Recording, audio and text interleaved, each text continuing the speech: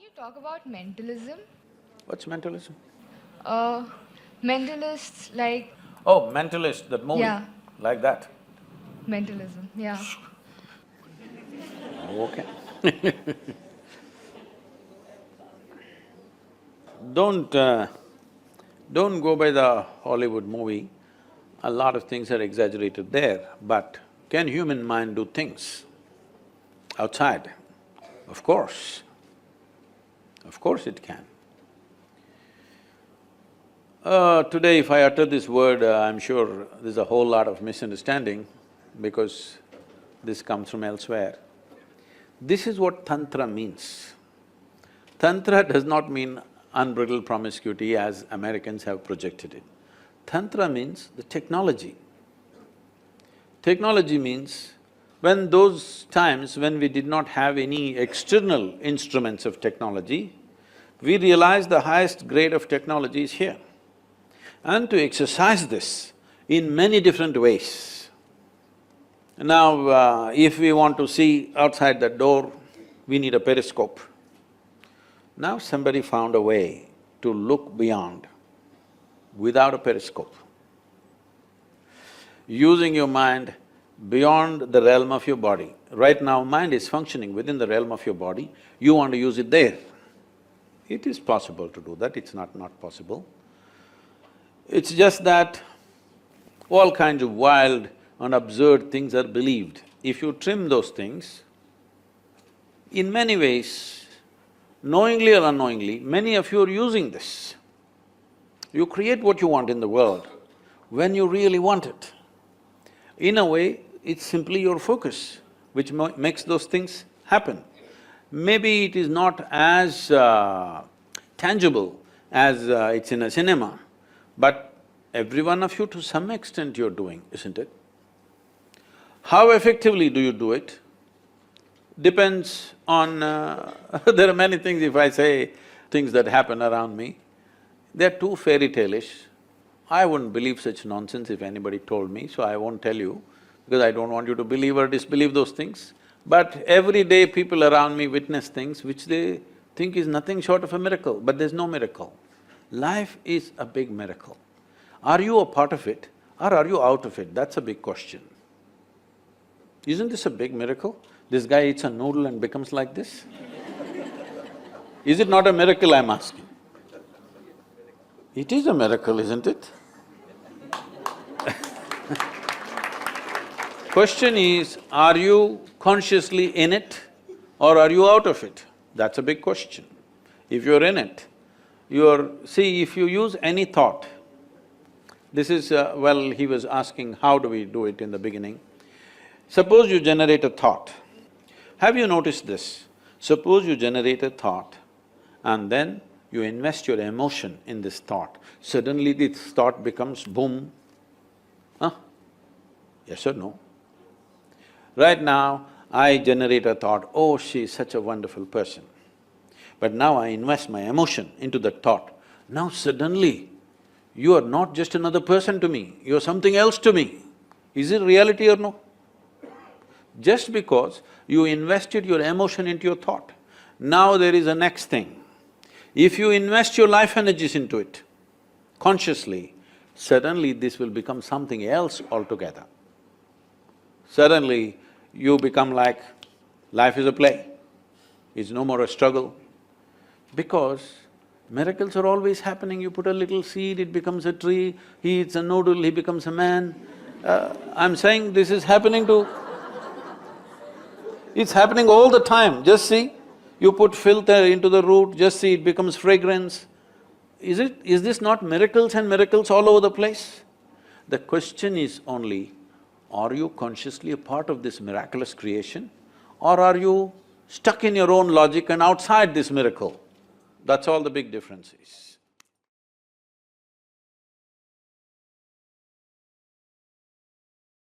Once Shankaran Pillai had Why? You're laughing at somebody's ailment, that's not good. Shankaran Pillai had chronic tuberculosis. Tuberculosis. So he went to the doctor. Been festering for a long time, but it became too much of a problem, so he went. The doctor took an X-ray and looked, big holes in the lungs. He said, you need to get admitted into the hospital right away. And it takes a minor surgery. And you have to stay in the hospital minimum 6 months, and it'll cost you $50,000. Shankaran Pillai said, no, no way.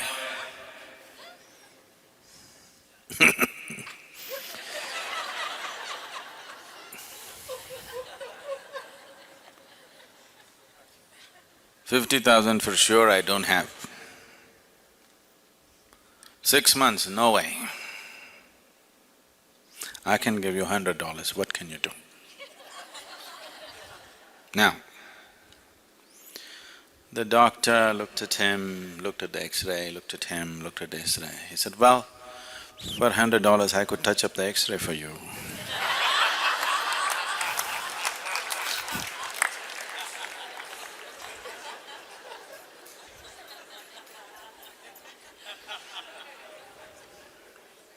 It is possible that you could have caused physical damage to your system, an ailment,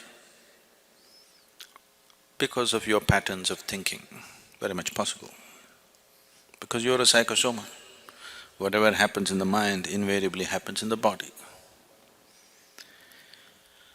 But once the damage is manifested in the body, physically, trying to think it away could be just wishful thinking. I'm not saying it's not at all possible, but after all you have only one life, you don't want to take such a risk. Yes, you would like to assist it with your thought process also, but no, I will just sit down and think it away. You may think yourself away, you know. So don't try such things. Disease or no disease, ailment or no ailment, you have no business to make a mess out of your mind. You have no business to torture this being. Whether you get ailment or you don't get an ailment is the next thing. But you have simply no business to torture this being. Because this is, in a way, it's a helpless being. See, if I run after you with a hot iron right now, you will try to escape. You'll call for help. You can do all those things. But suppose you take a hot iron and start putting into this one, where will this one run? Even if you're a child, you can still have some defense, yes? Even as a 5-6-year-old kid has some defense, isn't it? But this one, no defense. Whatever nonsense you do to this one, it has to just go through it, no escape. So this is like torturing a fetus trapped inside, now you start poking it. This is just like that, yes? The cruelest form of torture, the cruelest thing that you can do is self-torture, because a totally helpless being. Everybody else, however helpless they are, they have some defense, isn't it? Yes? The weakest person can stab you when you're fast asleep. Yes or no? It's happened, isn't it? Somebody is weak, you went on poking them, one day when you're sleeping they came and poked you. They can do something. Even a very weak person, even a child can do something to you. But this one, totally helpless. So you have no business to torture this one, whether you have got an ailment or you haven't got an ailment. If you have gotten an ailment already, you've already taken it that far, that you cause damage to the system, it is better that it is assisted in all ways possible. Yes, definitely you must stop your nonsense. But if the system needs medicine, surgery, this one, that one, whatever is needed, it has to be done, trying to just think it away. Because you brought it through your mind, do not think that you can take it away through your mind. Possible, I'm not saying no at all. I cannot say it's 100% no, it is possible. But you don't try such things because you may think yourself away. Once it crosses a certain point, then nobody can help you, isn't it? Yes? Even your doctors give up at some point or no? Or they… The only people who don't give up on you is insurance. Everybody else gives up on you at some point. The only people who don't want to give up on you is insurance because you know. So, keeping your mind life-friendly is definitely your business. Your mind should be friendly to this life, isn't it so? Should work for this life. After all, your mind is your employee. Yes or no? Why have you made him your enemy? If you do not know how to handle the people who work for you, they will turn into your enemies. Don't have any misunderstanding about this. Don't have any doubt about this. It happens, isn't it so? If you don't handle your own children properly, they will turn into your enemies. No? You have any doubt? No, not my son, he won't do that.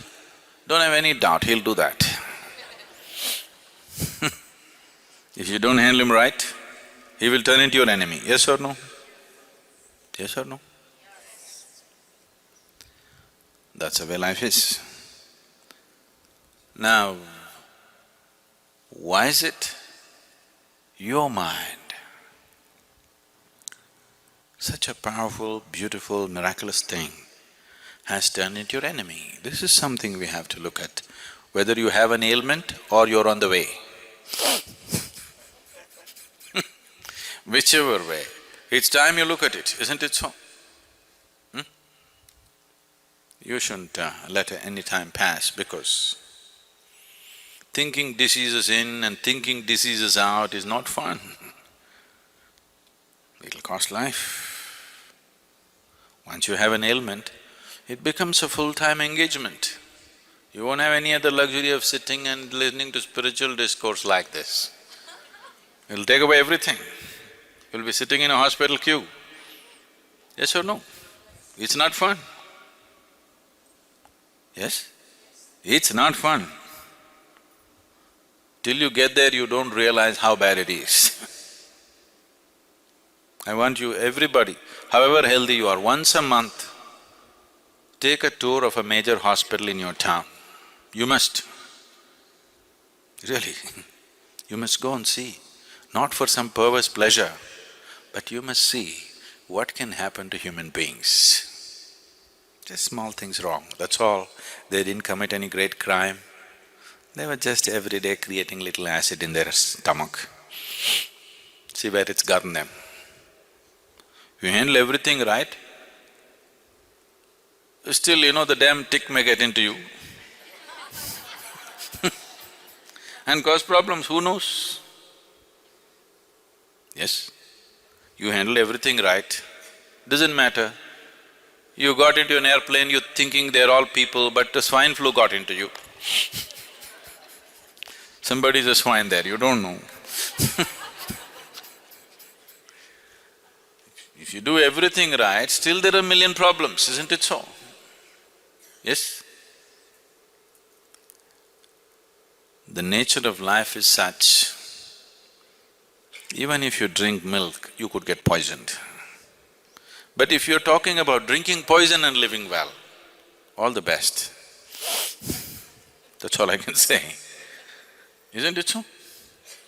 If you eat good food, it can turn into poison in your stomach, it's possible. If you eat the best things, it can turn into poison. You want to eat poison and live well? I can only wish you luck, because there's no other way for such a person, isn't it? You're churning up poison and hoping to live well? Oh, you need a lot of luck. We have to arrange the whole tapestry of stars into a line, straight line for you. All the stars in line for you. Otherwise life will not work for you, it'll get you. So, please keep your mind in line. It should work for you. It should do beautiful things for you, not ugly things. Why is your mind doing ugly things?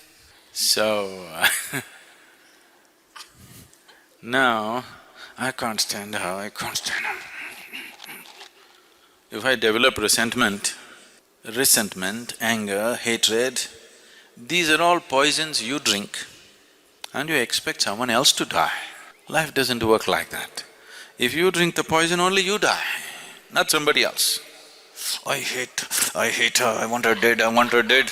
Only you die, not her. Isn't it? You drink poison and you expect somebody else to die. It doesn't work like that.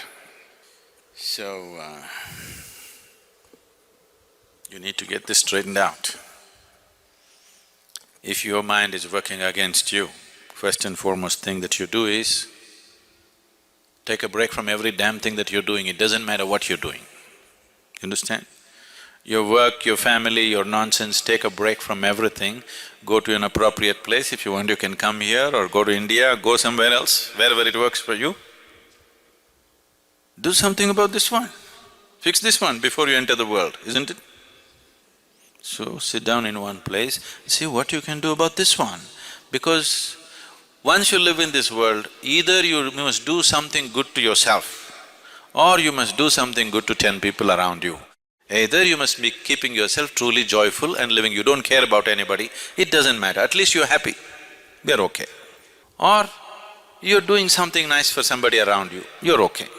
Anybody who is not doing any good to himself or to anybody around him has really no right to call himself human, isn't it? That much intelligence and awareness nature has put into you, isn't it so? Yes? Maybe you can't do some great act in the world, it doesn't matter. At least walk gently upon this planet, that much you can do, right? Yes? Maybe you can't go out and serve the whole world, it doesn't matter. At least walk joyfully. If you walk joyfully on this planet, suddenly you see the whole world looks beautiful. Once the whole world looks beautiful, naturally you will shed a glance, a loving glance upon everything. This is natural process, is it so? If you walk through this very joyfully, whatever you look at looks beautiful. Once everything looks beautiful to you, you naturally shed a very loving glance upon everything that you see. You are a blessed being. That's all it takes. And if you are not so, isn't it time that you take some time off and work upon yourself? No, I'm doing something important. You're not doing anything important.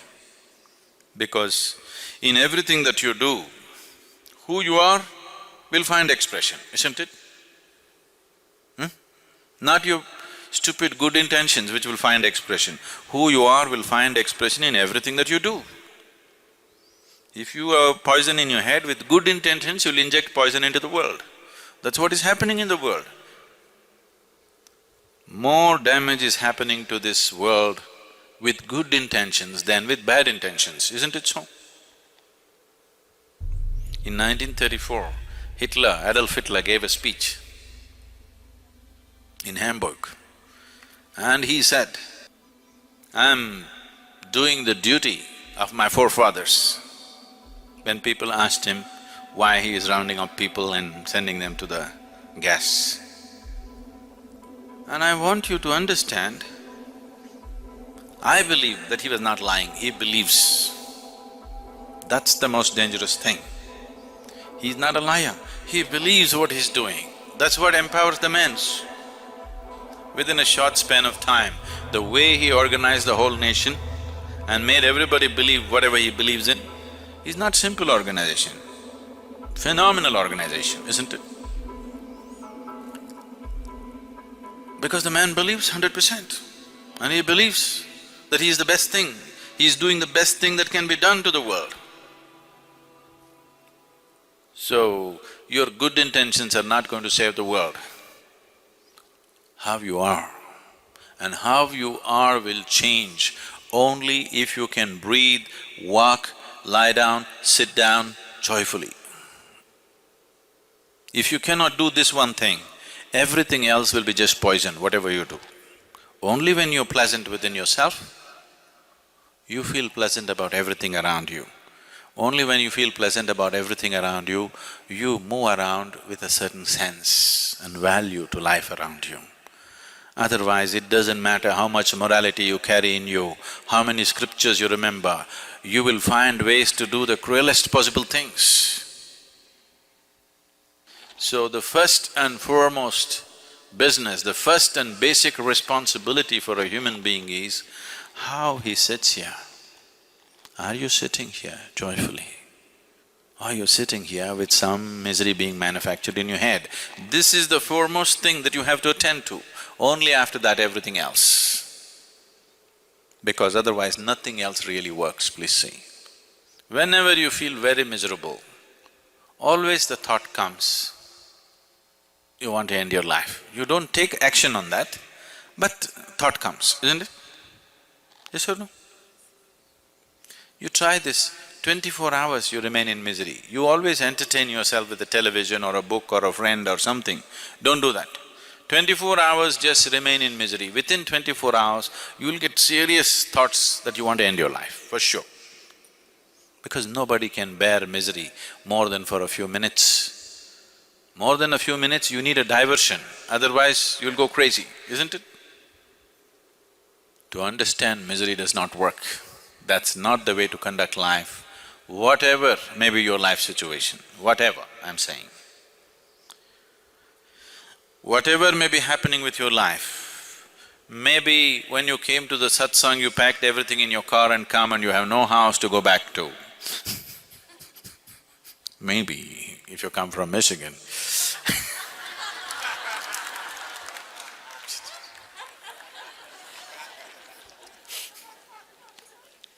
Not you, okay, not you. Maybe something else. There may be many things in life. Whatever it may be, you are better off than when you were born, isn't it? You came with nothing, at least you got something now. You're on the profit side. Look at the beauty of life. You came with utterly nothing. Whatever may be happening, you are still in profit, not in loss. So you cannot complain. Isn't it so? So, don't try to think your disease away, think your misery away. If you think your misery away, ailment or no ailment, we'll see. அல்லாக்கும் வரமளித்த வாழ்வே என் சத்குருவே கண்ணே கருத்தே கருத்திலுறும் நற்கனியே விண்ணே